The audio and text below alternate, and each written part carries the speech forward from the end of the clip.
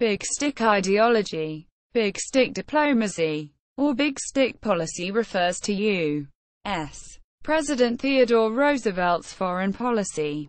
Speak softly and carry a big stick.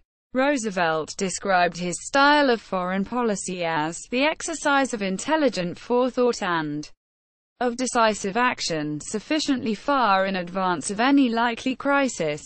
Quote, the idea of negotiating peacefully, simultaneously threatening with the big stick, or the military, ties in heavily with the idea of realpolitik, which implies a pursuit of political power that resembles Machiavellian ideals.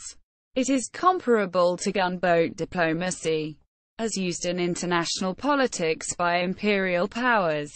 Background: the first known use of the phrase occurs in a private letter from Roosevelt, then governor of New York, to Henry L. Sprague, dated January 26, 1900. Roosevelt wrote, in a bout of happiness after forcing New York's Republican Committee to pull support away from a corrupt financial advisor, I have always been fond of the West African proverb, speak softly and carry a big stick. You will go far. Quote, in an article about an interview with Governor Roosevelt, published in the Brooklyn Daily Eagle on April 1, 1900, a reporter noted that his motto, he says, he has taken from the South African people, speak softly, carry a big stick, and you will go far. Single quote, quote. Roosevelt would go on to be elected vice president later that year, and subsequently used the aphorism publicly in an address to the Minnesota State Fair, entitled National Duties, on September 2, 1901. A good many of you are probably acquainted with the old proverb, speak softly and carry a big stick, you will go far. Quote, 4 days later, President William McKinley was shot by an assassin. His death a further 8 days later elevated Roosevelt to the presidency. Roosevelt's attribution of the phrase to a West African proverb was seen at the time as evidence of Roosevelt's prolific reading habits, but the claim that it originated in West Africa has been disputed. No earlier citation for the phrase has been found, and there is no record of the phrase being used in West Africa before Roosevelt's time. It has been therefore suggested that he might have coined the phrase himself. Usage: although used before his presidency, Roosevelt used military muscle several times throughout his 2 terms with a more subtle touch to complement his diplomatic policies in enforcing the Monroe Doctrine throughout multiple interventions in Latin America. This included the Great White Fleet, 16 battleships which peacefully circumnavigated the globe as an illustration of United States' rising yet neutral prestige under Roosevelt's direction. In the U.S. Anthracite coal strike equals.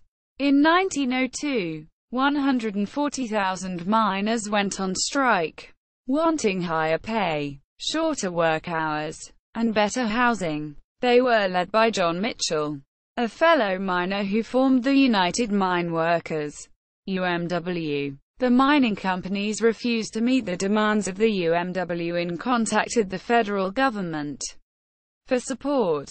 Before Roosevelt, the government would send in military support to forcefully end the strike.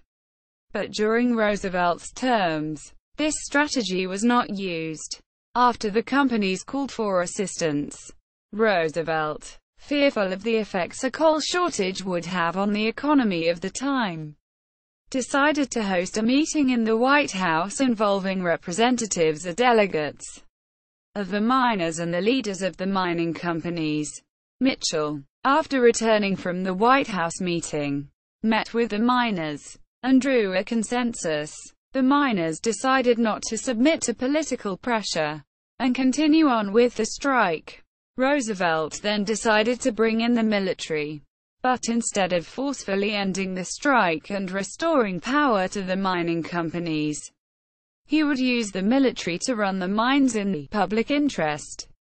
The mining companies, upset that they were no longer directly making a profit, then accepted the demands of the UMW. This policy was later referred to as the Square Deal. Latin America equals Venezuelan affair, 1902, and the Roosevelt corollary equals.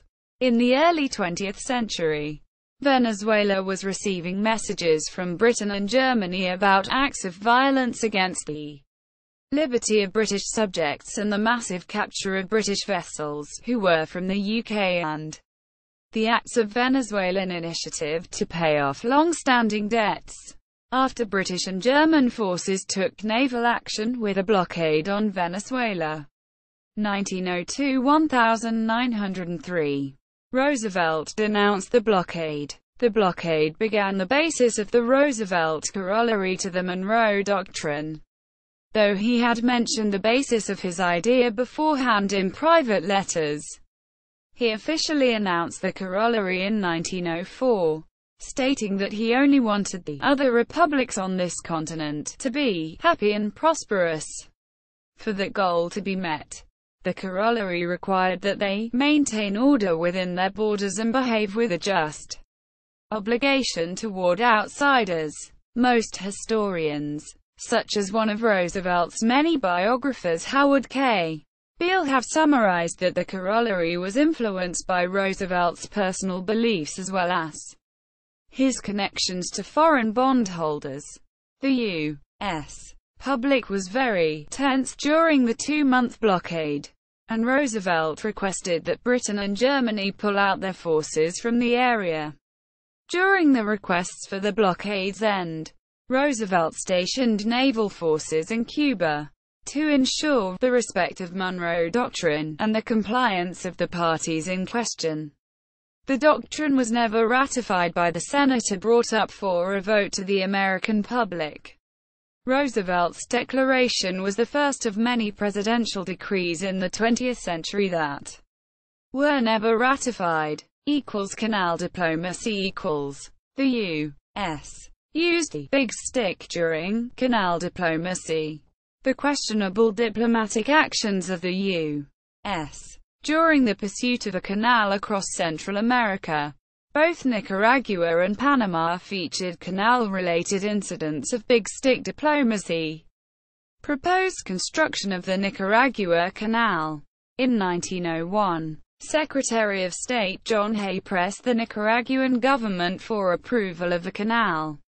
Nicaragua would receive $1.5 million in ratification, $100,000 annually, and the U.S. would provide sovereignty, independence, and territorial integrity. Nicaragua then returned the contract draft with a change.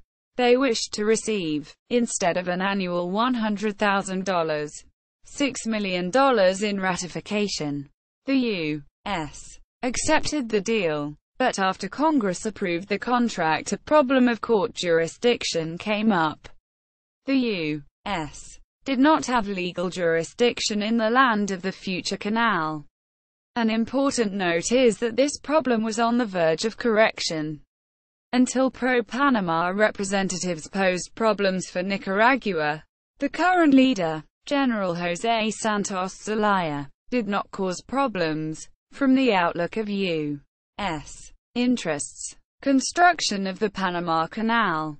In 1899, the Isthmian Canal Commission was set up to determine which site would be best for the canal, Nicaragua or Panama, and then to oversee construction of the canal. After Nicaragua was ruled out, Panama was the obvious choice. A few problems had arisen, however, with the U.S. solidified interests in Panama, then a small portion of Colombia. Both Colombia and the French company that was to provide the construction materials raised their prices. The U.S. refusing to pay the higher-than-expected fees, engineered a revolution in Colombia. On November 3, 1903, Panama, with the support of the United States Navy, revolted against Colombia. Panama became a new republic, receiving $10 million from the U.S. alone. Panama also gained an annual payment of $250,000 and guarantees of independence. The U.S. gained the rights to the canal strip in perpetuity. Roosevelt later said that he took the canal and let Congress debate. After Colombia lost Panama, they tried to appeal to the U.S. by the reconsidering of treaties and even naming Panama City, the capital of Colombia. Cuba equals. The U.S. after the Spanish-American War had many expansionists who wanted to annex Cuba. Many people felt that a foreign power outside of the U.S. would control a portion of Cuba. Thus the U.S. could not continue with its interests in Cuba. Although many advocated annexation, this was prevented by the Teller Amendment, which states, hereby disclaims any disposition of intention to exercise sovereignty, jurisdiction, or control over said island except for pacification thereof, and asserts its determination, when that is accomplished, to leave the government and control of the island to its people. Quote, when summarized, this could mean that the U.S. would not interfere with Cuba and its peoples. The expansionists argued, though, that the Teller Amendment was created, ignorant of actual conditions, and that this released the U.S. from its obligation. Following the debate surrounding the Teller Amendment, the Platt Amendment took effect. The Platt Amendment. The name is a misnomer. The Platt Amendment is actually a rider to the Army Appropriation Act of 1901. Was accepted by Cuba in late 1901. After strong pressure from Washington, the Platt Amendment, summarized by Thomas A. Bailey in Diplomatic History of the American People, Cuba was not to make decisions impairing her independence or to permit a foreign power, e.g., Germany, to secure lodgment and control over the island. Cuba pledged herself not to incur an indebtedness beyond her means. It might result in foreign intervention. The United States was at liberty to intervene for the purpose of preserving order and maintaining Cuban independence. Cuba would agree to an American-sponsored sanitation program, aimed largely at yellow fever. Cuba would agree to sell a lease to the United States sites for naval coaling stations. Guantanamo became the principal base. With Platt Amendment in place, Roosevelt pulled the troops out of Cuba. This action was met with public unrest and outcries for annexation, with reasons ranging from U.S. interests to dominant white race. The Indianapolis News said, it is manifest destiny for a nation to own the islands which border its shores. A year later, Roosevelt wrote, just at the moment I am so angry with that infernal little Cuban republic that I would like to wipe its people off the face of the earth. All that we wanted from them was that they would behave themselves and be prosperous and happy so that we would not have to interfere. Japan equals. At the conclusion of the Russo-Japanese War in September 1905, President Roosevelt leveraged his position as a strong but impartial leader in order to negotiate a peace treaty between the two nations. Speaking softly earned the president enough prestige to even merit a Nobel Peace Prize the following year for his efforts. See also, Peace Through Strength. USS Theodore Roosevelt. CVN 71. Nicknamed the Big Stick. Notes. A site about Big Stick ideology. Information about the political aspects of the Big Stick.